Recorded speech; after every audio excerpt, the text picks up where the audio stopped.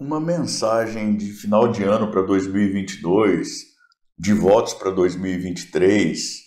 Bem, eu sou o professor Tiago Caversan e semanalmente compartilho aqui no canal vídeos relacionados à teoria e à prática do direito. E pensei muito, para falar a verdade, se esse ano valia a pena gravar uma mensagem aí de final de ano. E aí, o que eu pensei foi que nessa época do ano, mais especialmente ainda, quem aparece aqui no canal, quem continua aparecendo aqui no canal são os amigos, né? As pessoas que têm uma maior proximidade, que são pessoas com quem eu gostaria de ter oportunidade para sentar aí, tomar um café nessa fase do ano aí, repassar junto um pouco daquilo que a gente viveu agora em 2022, o que a gente deseja um para o outro em 2023, e aí foi por isso que então nesta semana a gente está falando aí sobre essa mensagem de final de ano, nesse clima aí mais intimista, porque eu tenho certeza que você que está aí do outro lado é uma pessoa com quem eu gostaria de tomar aí uma xícara de café e bater um pouco de papo. Bom, 2022 foi um ano de grandes desafios para todos nós, ou para quase todos nós, pelo menos individualmente e coletivamente. Certamente aí a gente termina com um tanto de coisa que a gente queria ter realizado e não conseguiu. Essa xícara de café aí entre nós dois, por exemplo, é uma dessas coisas, muito possivelmente, né? Mas a gente não trouxe a Copa do Mundo, né? A gente não conseguiu superar aí uma polarização enorme da nossa sociedade. Mas a gente chega numa fase do ano agora com recesso forense, com festas e tudo mais, em que dá para a gente descansar um pouco, acredito, colocar um pouco a cabeça no lugar também, até para ver tudo aquilo que a gente conseguiu conquistar também durante esse ano, porque gratidão,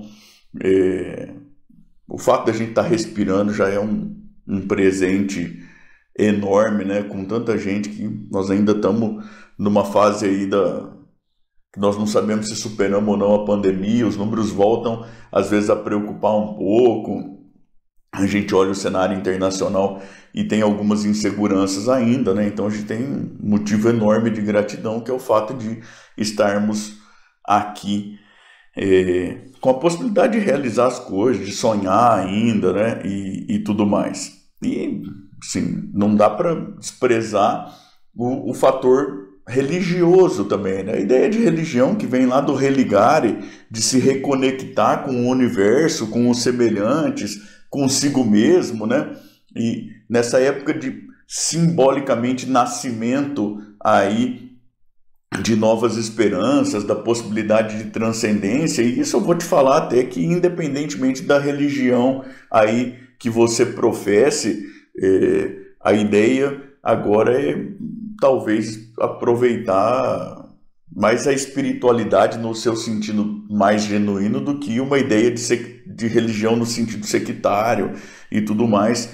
É um tempo de esperança, de respirar fundo e de tentar aí traçar caminhos melhores. Naquilo que me parece que talvez esteja mais ligado ao objeto do canal, e que as pessoas que me conhecem, como certamente você deve me conhecer, sabem que é um lado que me encanta e que aí chama bastante a minha atenção, que é a questão da organização institucional, da sociedade e tudo mais. Eu acredito que a gente tem uma boa oportunidade também para refletir sobre o que a gente andou passando e onde a gente está, né? A gente está numa sociedade bastante polarizada e vai chegar algum momento em que a gente precisa começar a superar isso aqui de baixo mesmo, né?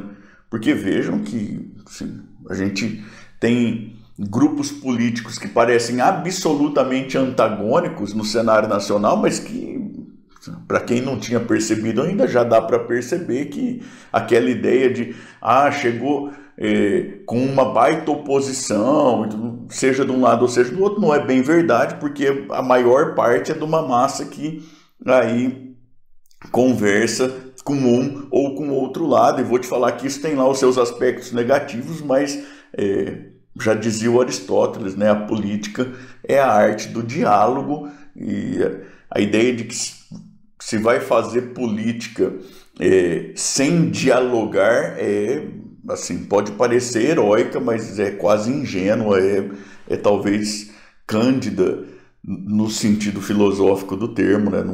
Não dá para fazer isso, principalmente nas sociedades crescentemente complexas em que nós vivemos. E aí você pode aproveitar essa época do ano e tudo mais para começar a conversar aí com o pessoal da sua família, com seus amigos que de repente votaram em gente diferente e tudo mais. Acho que algo que é bastante importante da gente pensar é que tenha você votado para um ou para outro lado, ou tenha se permitido a abstenção ou anulação, qualquer coisa assim, mas principalmente se você votou para um ou para outro lado, você pensar que daqueles que escolheram alguma coisa, 50% escolheu outra coisa, né? O lado contrário que o seu. E quase todo mundo movido muito mais por medo daquilo que o lado contrário supostamente representa do que por esperança em qualquer coisa. Isso chega a ser um tanto quanto triste, né? De maneira que, enquanto a gente ficar nessa de que todo mundo que está do lado contrário representa um mal absoluto qualquer, que precisa ser atropelado e tudo mais, a gente fica num mundo mental que parece um livro do Stephen King, né? De um bem absoluto lutando contra um mal absoluto, e que você acaba refletindo aí nas pessoas que você conhece, da sua família, da sua comunidade, que você sabe que, no fundo, que não são pessoas que estão ganhando nada para pensar como pensam, nem que querem uma aniquilação das coisas, não nada disso. São pessoas que se permitiram cair aí nesse jogo que boa parte de nós todos acabou se permitindo cair, uma coisa terrível. Para mim, parece que o jeito da gente evoluir de maneira madura e institucionalmente razoável vai ser a gente começar a pensar o seguinte: olha, as pessoas todas têm preocupações, algumas mais fundadas, outras menos. As pessoas têm medos, mas as pessoas também têm esperanças, né? E têm expectativas, muitas delas legítimas. E é possível que nós encontremos pautas comuns. Então, acredito que talvez a infraestrutura seja uma preocupação comum, a fome provavelmente deve ser uma preocupação comum, e aí, muito provavelmente, a partir da identificação de prioridades comuns, a gente consiga começar a identificar caminhos que também sejam comuns, porque, veja, a maior parte das pessoas acredita que a gente deve tentar construir uma sociedade melhor, mais solidária de alguma maneira, né, que tenda ao desenvolvimento. E às vezes a gente confia em caminhos diferentes, mas às vezes dá para a gente conciliar aí os caminhos, dá para a gente negociar, fazer concessões mútuas e tudo mais. A política é isso, na verdade. E compreendendo isso, a gente talvez consiga conviver melhor com quem está mais perto da gente, ninguém ganhando absolutamente nada, né? Nos bons casos, todo mundo pagando seus impostos aí para ajudar a fazer frente àquilo que no mundo político é identificado como política pública, como prioridade e tudo mais. É absolutamente absurdo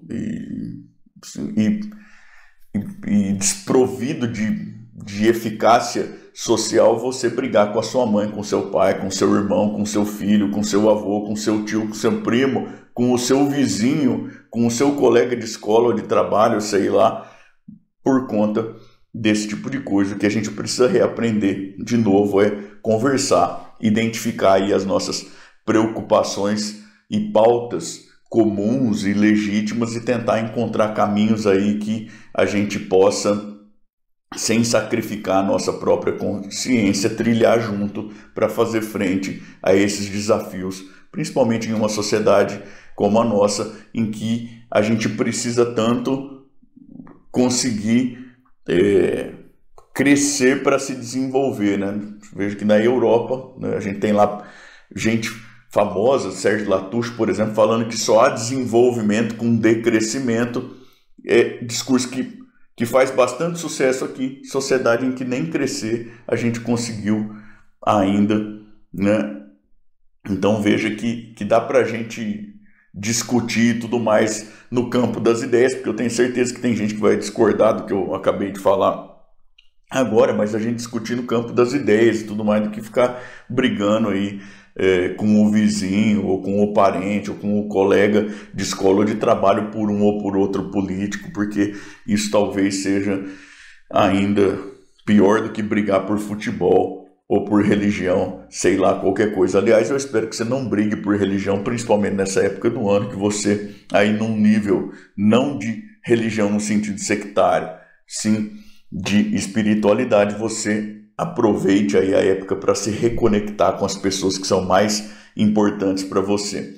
Para 2023, eu ainda faço um voto para nós, que é o seguinte: nós precisamos encontrar tempo para tomar esse café, seja aí por algum lugar do Brasil, seja aqui em Londrina, aqui no meu escritório. É uma alegria receber os amigos aqui, papear. A gente precisa encontrar tempo aí nesse período que fica entre o Ano Novo e o Natal, porque a gente sempre fica se lamentando no período curto entre o Natal e o Ano Novo, que não deu tempo para a gente ver todo mundo e tudo mais. Então, nesse outro período, entre o Ano Novo e o Natal, eu espero que a gente encontre tempo para colocar o papo em dia e para sonhar junto, para de repente construir junto também, tá bom? Muito obrigado por tudo até aqui. Desejo a você um feliz Natal na acepção espiritualmente ampla que essa palavra tem. 2023 de vitórias, com muita saúde, com muita alegria pelo caminho, com muito amor também e com muita possibilidade de realização de sonhos, tá bom? E eu espero que você conte para mim aqui embaixo quem que você é, de onde é que você está assistindo e quando é que a gente vai tomar esse café, tá bom? Beijão, tchau, tchau, até mais.